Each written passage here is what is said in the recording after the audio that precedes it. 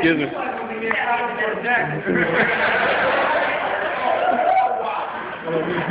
This guy's in the way, isn't he? Excuse me, get off the way.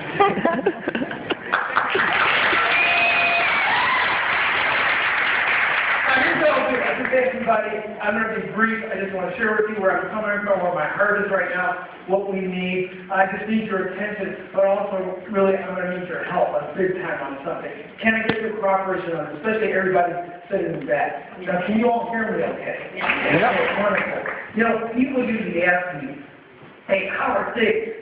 Congress must be great. Aren't you really excited to be in Washington and all that? Not really.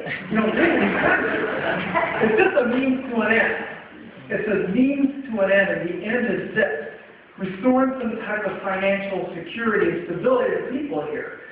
I don't know about you, a lot of my friends, many of them are working, but they're not in good financial shape because most of their money is going to pay out creditors. And they can't get a job where they can earn the kind of salary or wages they need to actually pay off those debts. Or they can't get another job to supplement their income so that they can be financially secure. So the main question, the main thing on my mind right now is this, is that how can we keep jobs here? How can we bring more jobs here? How can we have this prosperity, if it comes, and I know it will, spread across everyone, especially giving all of us a chance to live to our full potential if we choose to. How do we do this? You know, to me, it boils down to this. We need money here in the city. That's the bottom line. Money. Now, I'm trying to talk to you straight, not in the whole political speak. You know, many times those of us in government, we think the way to turn around the economy, well, we need to implement these big programs. We need to spend a lot of money, like our tax dollars, billions of us, to bail out banks that are too big to fail. That'll make things better for us. Maybe, maybe not. Others in Congress, I mean, I'm really disturbed by them. They don't think government should do anything. Cut all of the spending of our tax dollars. They feel that's the way to make things better. Look, to get jobs, I believe we got to have a couple things. The first thing is this. We need to have a good quality of life right here in the city of Detroit. And here's what I mean. If we have a good school system, they'll keep employers here. They'll attract employers here because they know they'll be able to get well-trained people to work on their job. If we help our young people stay in school and keep them off the street, what does that do to our neighborhoods? It reduces crime. Because what company and what family wants to locate in the city, I don't care what kind of incentives you offer them, if they feel that they're going to be robbed or assaulted. Nobody is. You need good schools. You need safe neighborhoods. We got to have those bottom lines. And see, that's why I wanted to come here today.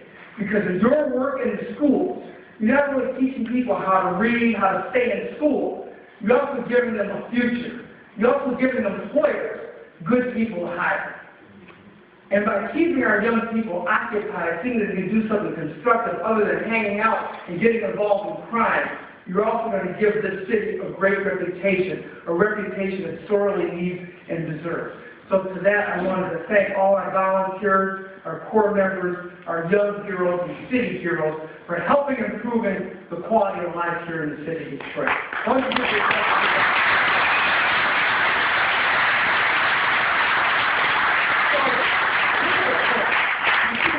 My point is, we want to bring jobs here. We need to continue to support city here in Detroit, because that's how we really improve the quality of life. But there's another aspect to making our city more prosperous that's really challenging. And that's, how do you have government spend our tax dollars on stuff that we need?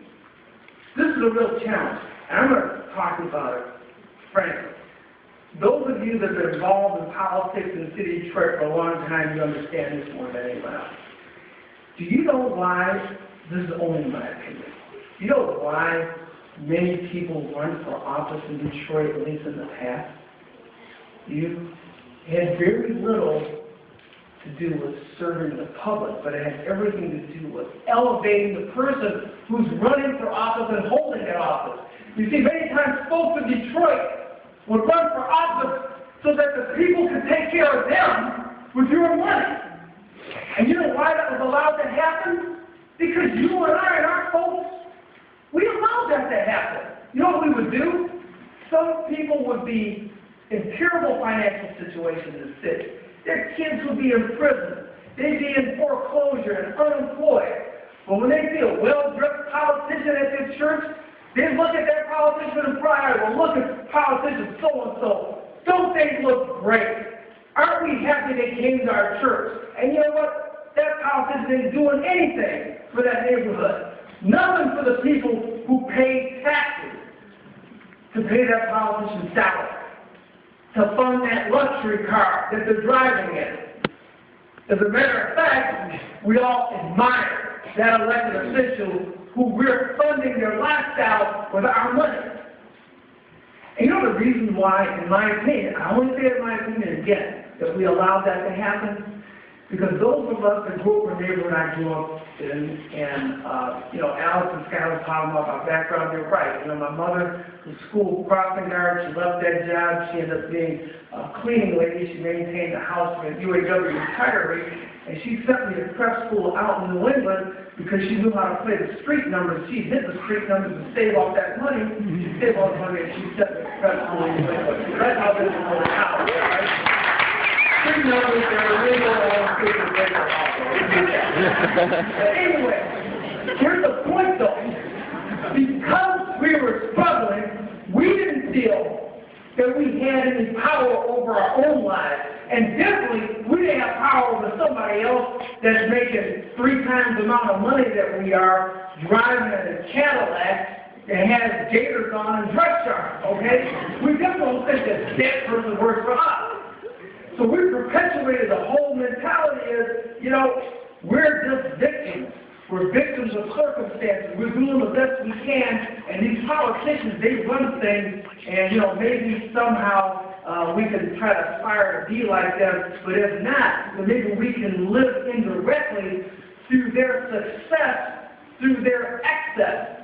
Now that's my interpretation of it. So we allowed that to happen. You see, Dr. King understood that there's a tremendous challenge that we're facing. And it wasn't just about getting people to serve. We'll get that in a minute. He said, I'm just paraphrasing, I'm not quoting him exactly. Remember I said, I wasn't going to give you a speech, but this is just off the top of my mind and in my heart.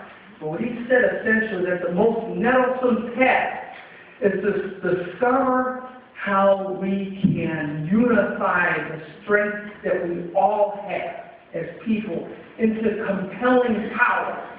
And here's what that means. How can we get our people to understand that the politicians actually work for us, not for themselves? And this actually comes down to the work that you do. If someone understands that who they are as a human being really matters, and it has nothing to do with their job, their title, the fact that they're working or not, they may not even have a real home to stay in. They could be in a shelter on the street. If they realize, though, that who they are as a person matters,